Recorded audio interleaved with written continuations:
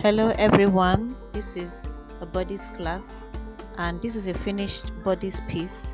I'm just going to show you how I was able to achieve this. By the way, you get to cut this bodice piece directly, no patterns, no papers, nothing.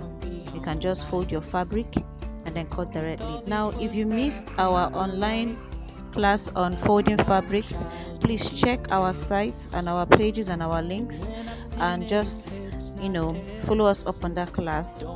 You need the class to be able to understand how we got here. Now the first thing I did was to measure the length of my blouse plus 2 inches, just like we mentioned in the folding fabric class.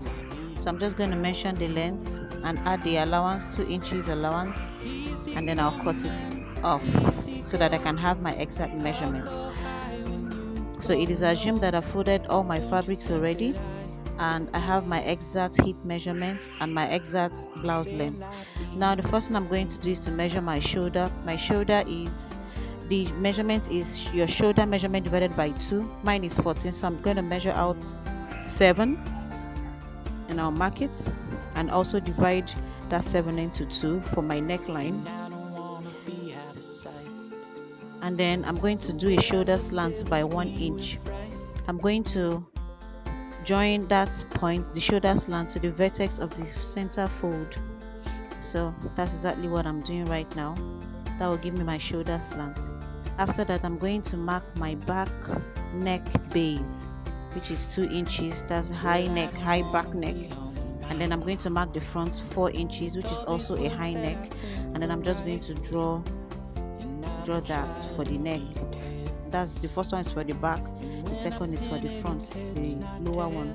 I'm going to measure out my arm side depth. Arm side depth I use 7.5 from the shoulder slant, not from the shoulder.